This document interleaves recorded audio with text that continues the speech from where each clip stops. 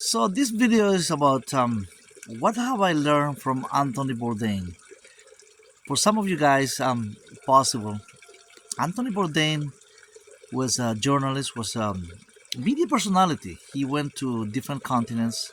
He used to work for CNN. CNN, for those of you who watch that network, I mean, some others don't watch at all, right? But he used to have that program, Anthony Bourdain Parts Unknown.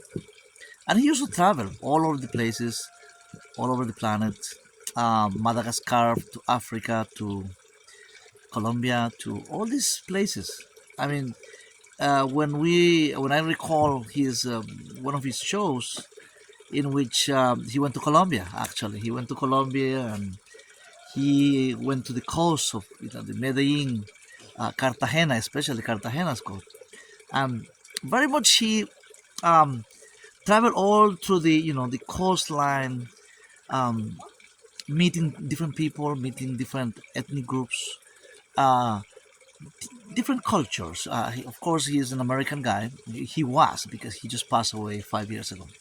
That's the reason. But my opening, I'm asking, do you know who is Anthony Bourdain? Well, I knew him. I knew him because of his show. I personally never met the guy, but he show us that there's always a way to to meet people, to communicate with people, to be on their shoes wherever we are. Meaning, if we are in South Korea, Philippines, Latin America, Central America, even the States, in Canada.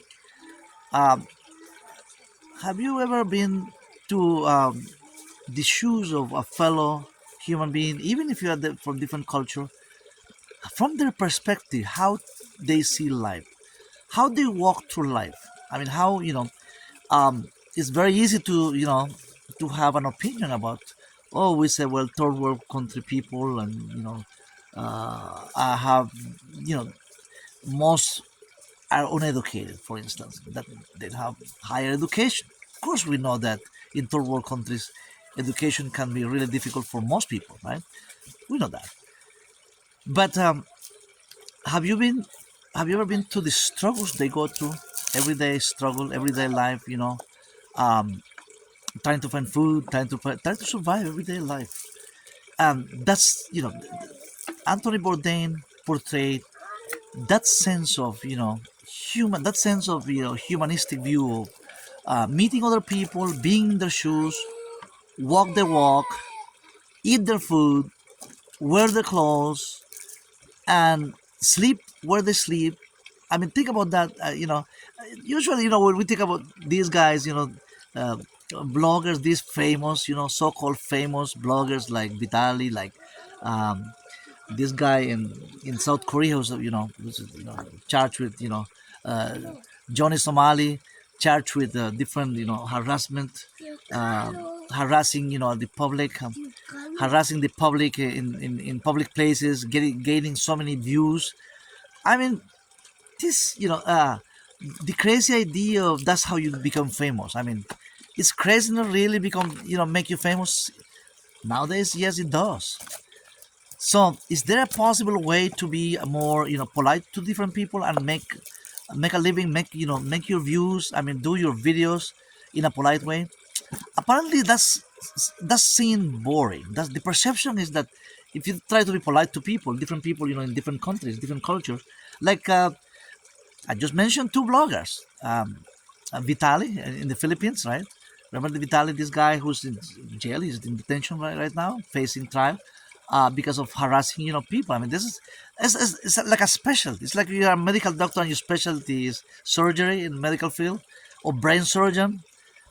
So harassing people is like a huge specialty in which this blogger has been involved in making lots of money.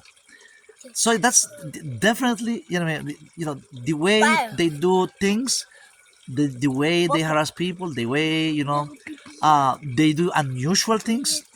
That's what attracts viewers, and that's how they make a living. I mean, think about making a living about being not polite, not nice to people. especially humble people like a security guard in Manila.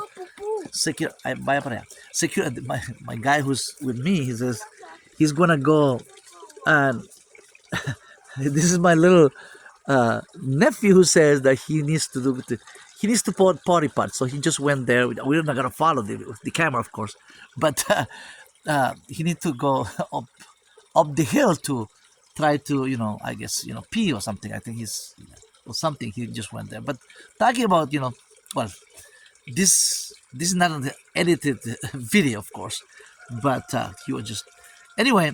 So going back to the video, guys, to be able to really act like Anthony Bourdain, um, to be like him in a way, learn from him, not like be like come on, guys. I'm not saying be like him, copy everything he did. All I'm saying is that what really I did learn from him. Try to be nice. I mean, unless I mean, somebody's aggressive, you have to defend yourself in self-defense. I mean, of course, people do things in self-defense, but can that attract views? Maybe not. Not that many views. I mean, if you do things the way that should be done, um, meet people on the street. I have done it with my post, with my channel. Meet people, try to be, and I don't get that much of views. Sometimes I get less than 100 views, less than 100 views sometimes, sometimes a little more than 100 views. Some interview has landed me more than 300 views sometimes, and a couple of them maybe over 1,000 views, right? Couple of them, but typically my interviews goes very much smooth, very much nice. When I approach people on the street, try to be nice. But guys, so that's the video today. That's today's topic: how to be really polite, how to be like Anthony Bourdain. What have I learned? And of course, from these guys, I learned too. I learned, not to be the way they do things. I mean, the way they're harassing people or picking a fight. I mean, doing illegal. I mean, doing things that is considered felonies or even misdemeanors, in a foreign land. But of course, people want to see. I mean, the adrenaline. They want to see excitement. I mean, apparently that creates excitement on people. That's part of the cycle of our modern viewership, right? That things that I think the feeling of people is that the things that they can do, something that, let's say, I'm putting my example, something that I can do on my own, like approach somebody and make it harass people. But if somebody else is doing it, I see that as a funny thing. So I guess they do. That's the reflection of the viewers too. I mean, I'm not saying everybody's like that. All I'm saying is that part of the